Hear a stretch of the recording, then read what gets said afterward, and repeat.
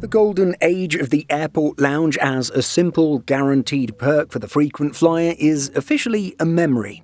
Lounges are now a highly metered, technologically gated ecosystem where the old rules of entry no longer apply. Navigating this new terrain requires more than just a premium credit card or a high-tier boarding pass. It requires an understanding of a complex web of spending thresholds and digital enrollments. What used to be a reliable home away from home for productivity has become a puzzle of capacity management and alliance-specific traps that can leave even the most seasoned road warrior stranded at the terminal gate. So, in this video we take a look at 5 things business travelers don't know about airport lounge access today, and why getting into a lounge has become much more complicated than it used to be. This list highlights 5 critical developments that have reshaped lounge access in early 2026. These insights are based on the massive policy resets implemented by major carriers and financial institutions to combat the chronic overcrowding that plagued previous years. From the surprising risk of bank-owned properties to the treacherous fine print of international alliances, these are the tactical details you need to master before your next departure. One of the most underused pieces of knowledge is that the best lounge at your airport may not belong to your airline at all.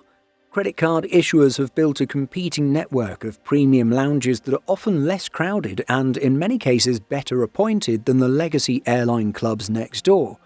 What this means practically is that the familiar walk toward a carrier-branded club might actually be a mistake, given that a far superior experience is waiting at a nearby bank-branded facility. These spaces are carefully curated environments designed to act as a high-visibility perk for premium cardholders. American Express led the way with its Centurion lounges, but the landscape in 2026 is far more diverse. Capital One has opened standout locations in Dallas, Denver, and Washington, while Chase Sapphire lounges are now firmly established in hubs like Boston, New York, and Las Vegas.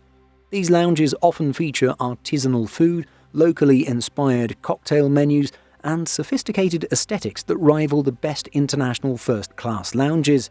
The expansion has been so successful that American Express recently launched its new sidecar concept in Las Vegas, catering to those who want a more intimate, quiet experience away from the traditional lounge bustle.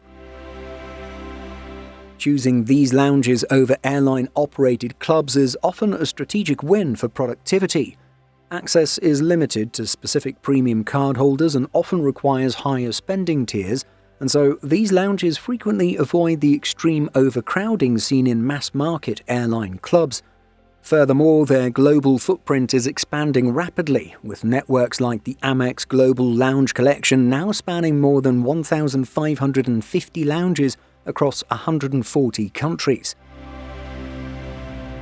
Carrying a high-tier credit card like the American Express Platinum or the Chase Sapphire Reserve is often seen as a golden ticket to luxury, yet millions of travelers make the costly mistake of assuming their benefits are automatically active, and this is perhaps the most expensive oversight in modern travel. Many premium cards offer lounge access as a bundled perk, but the benefit frequently remains dormant until the cardholder manually activates it through a digital benefits portal. The reality of the 2026 digital ecosystem is that a physical card is rarely enough to secure entry. For major networks like Priority Pass, enrollment is required and must be completed before arrival. Even in markets like Japan, where card lounges at Tokyo Haneda are common, the specific partnership between a US-issued card and the local network must be verified. This activation requirement is a standard hurdle for Amex, Chase, and Capital One Venture X cardholders alike. Overcrowding or entry windows are frustrating variables, of course, but the enrollment trap is a self-inflicted wound that is entirely preventable. In a fast-paced business environment, discovering your benefit is inactive while standing at the check-in desk is a frustrating experience that forces travelers to pay for amenities they have technically already funded. Many business travelers assume that a premium cabin boarding pass serves as a universal key to any lounge within an airport. This is a dangerous assumption by today's standards, where alliance membership, the distinction between operating and marketing carriers, and complex connection structures create frequent points of friction. Simply holding a business class seat does not guarantee entry if you are transferring between different airline partnerships or crossing through specific geographic hubs. The rules vary widely between the major global alliances. For example, Star Alliance lounge access is strictly dictated by your departing flight. If you arrive in international first class but your connecting domestic flight is in economy, you may be denied entry to the premium lounge. Conversely, SkyTeam is generally more generous, often granting access based on the highest cabin of your same-day itinerary. This discrepancy can lead to confusion in large hubs where passengers frequently mix carriers on multi-leg journeys.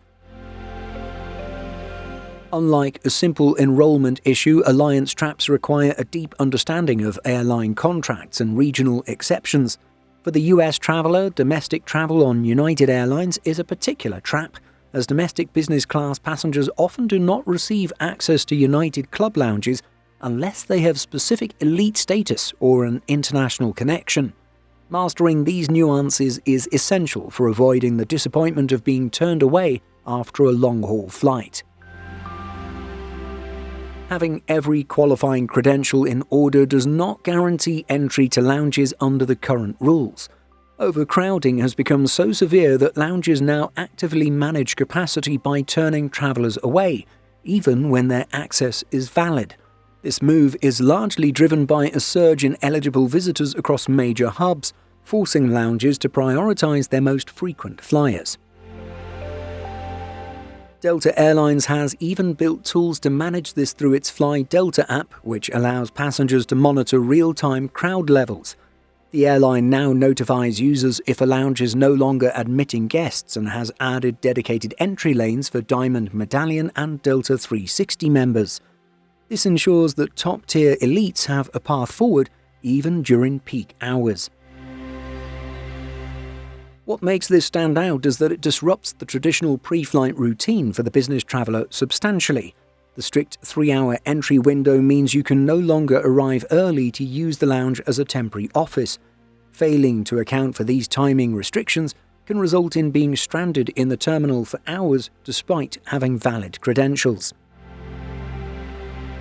Business travelers who have not checked their lounge benefits since 2024 are in for a rude surprise. A wave of sweeping restrictions took effect in early 2026, fundamentally changing what unlimited access means. Lounge access is increasingly becoming a benefit you earn through high spending rather than a perk that comes bundled with a card. Delta Reserve cardholders are now limited to 15 Sky Club visits a year, while Amex Platinum members are capped at just 10. To regain truly unlimited access, travelers must now spend a staggering $75,000 on their respective cards. Capital One has followed suit, removing complimentary guest access and charging $45 for every additional visitor. Such a major change has altered the financial value proposition of premium travel cards to a high degree. For a frequent traveler who flies weekly, the 10-visit cap is exhausted in less than 2 months. What do you think? Do airport lounges still feel like a valuable perk, or have the new restrictions made them less useful for frequent travelers? Let us know by leaving a comment, and don't forget to subscribe for more aviation content. See you next time. In addition to our daily YouTube videos, Simple Flying publishes over 150 articles and a podcast every week. Visit simpleflying.com.